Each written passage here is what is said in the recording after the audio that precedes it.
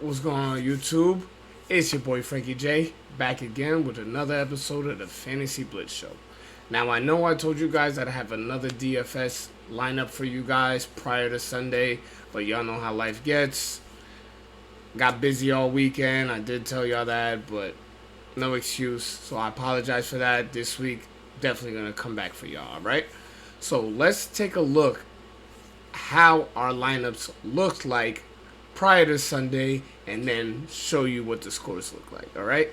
Now, just to let y'all know, there is a friendly wager between me and my boys on doing this. So there's 4 of us, and whoever scores the most, the loser's got to pay him $5. So each week that's just going to accumulate, and let's see how much people win by the end of the season. I'll also show you the records after we go through all the lineups. So let's go check them out.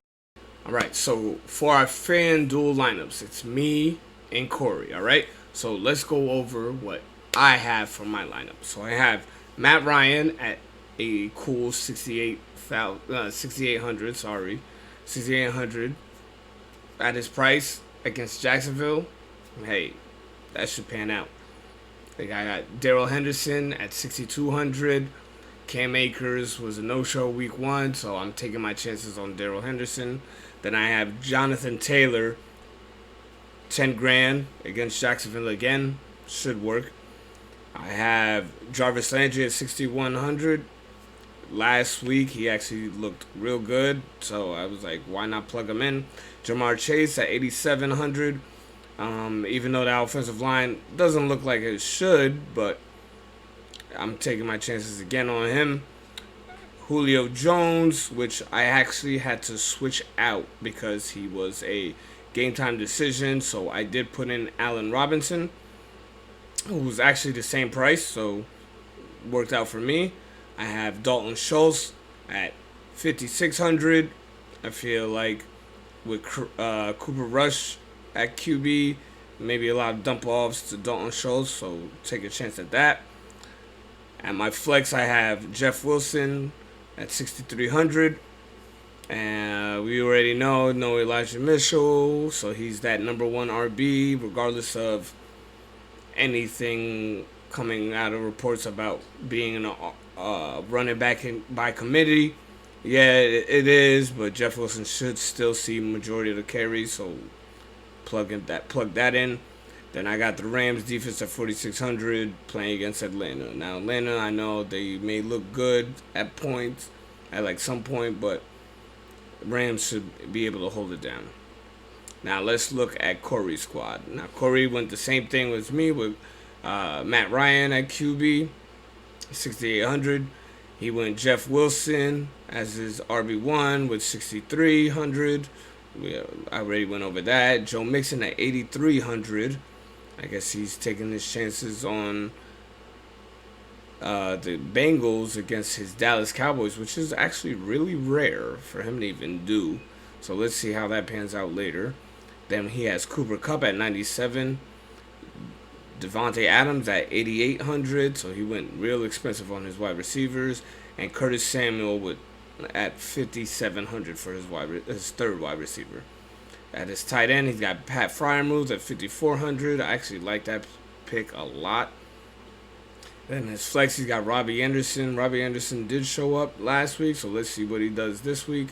And Seattle defense, 3,100. I'm assuming that's just a spot filler.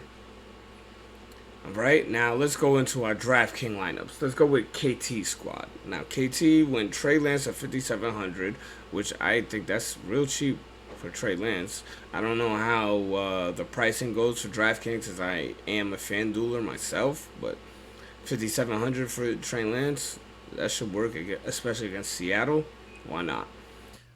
And for his RB1, he went Javonte Williams, facing that Houston not-so-great defense at 6,500. I'm assuming he's hoping that he runs amok. That could be a chance. For his RB2, he did go Najee Harris against New England at 6,200. Not a bad play. For his wide receiver 1, he went Devontae Adams, 8,600 against Arizona. Now, I think that game should be a blowout. Let's see how that comes about. His wide receiver 2, Jarvis Landry at 5,000. Now, once again, Jarvis Landry did do good last week, so let's see how he fares against Tampa Bay's defense. His wide receiver 3 went Paris Campbell with no Alec Pierce, no Mike Pittman. I guess that might be a great play at 3,700. That's pretty cheap against Jacksonville. We'll see how that goes. And then at his tight end, he went Mark Andrews against Miami, 6,400. That should be a great play. For his flex, he went Jeff Wilson at 5,100. Don't need to say much about that. And at his defense, he went Pittsburgh with 2,800. Now let's take a look at Kevin's lineup.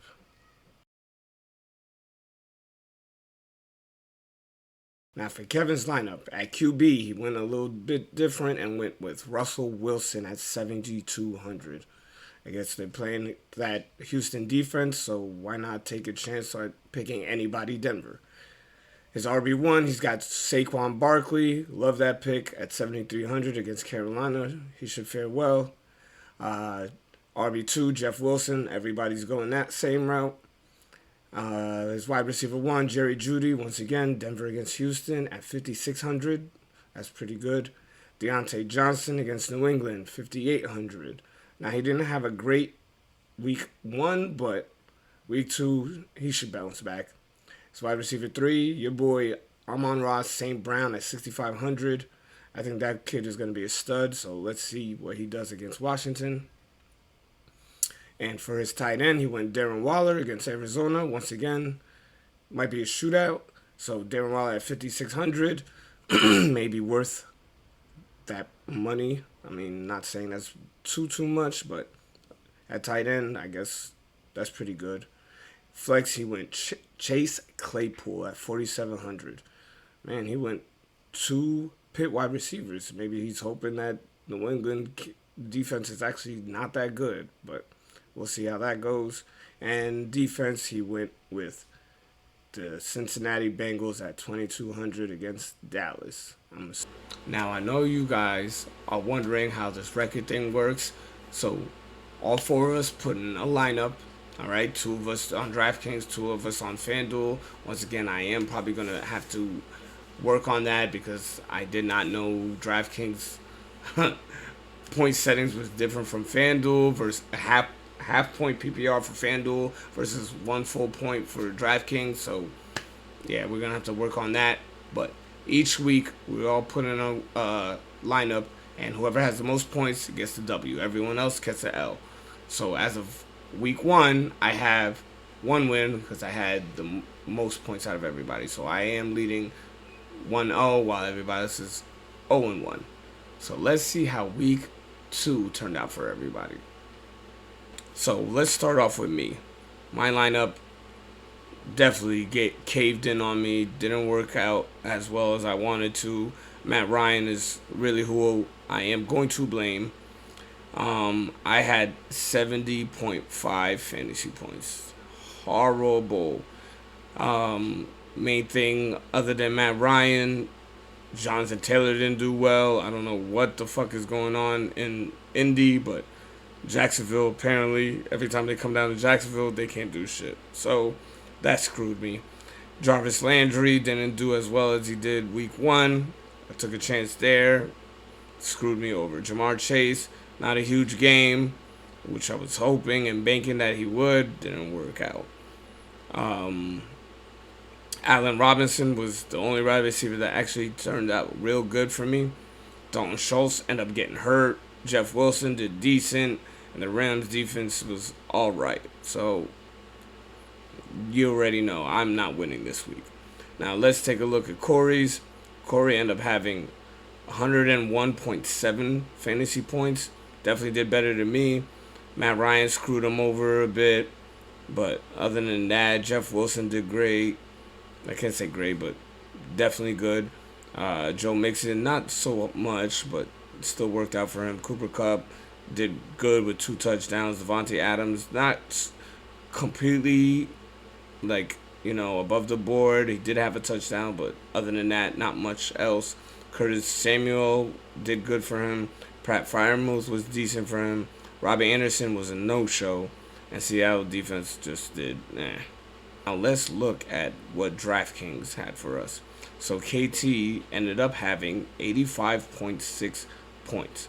Now, let's look at his squad. He did have Trey Lance, who ended up getting hurt, so that hurt him. Javonte Williams, why do I keep saying that? Javonte Williams didn't have a great day for him. Najee Harris, he was alright. Looking at everybody else, they had decent games, mediocre games. Mark Andrews is one player that definitely helped him. But other than that, his team wasn't great at either, and he had 85.6. So we already know he didn't win because Corey's in the lead as of right now. Then we go to Kevin's squad. Kevin had 122.6 points. So he is the only lineup that didn't have a QB that got hurt or didn't play like shit. Like me and Corey went Matt Ryan, played like shit. KT went Trey Lance and got hurt.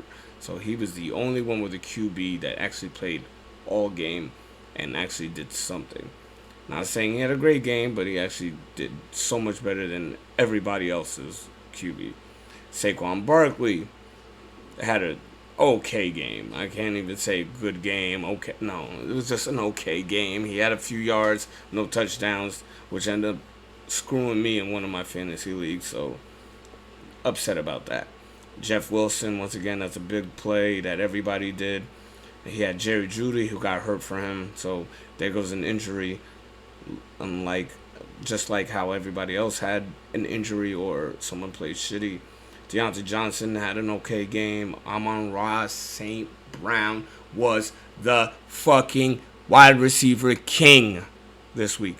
Wide receiver king. I don't even know what to say to that. Everybody was saying Amon-Ra. I didn't jump on that bandwagon, and I regret that. Darren Waller had an okay game. Chase Claypool didn't do much, and he had Cincinnati defense that shit the bed. But all in all, he had the most points, so props to my brother Kevin for winning this week 2 of the DFS showdown. Now we all owe him $5, so as of right now, he is in the lead. Not in the lead, but tied with me as 1-1 versus everyone else, meaning KT and Corey, who are 0-2. So next week, I promise you, I will have DFS lineups prior to Sunday for y'all. All right. Once again, it's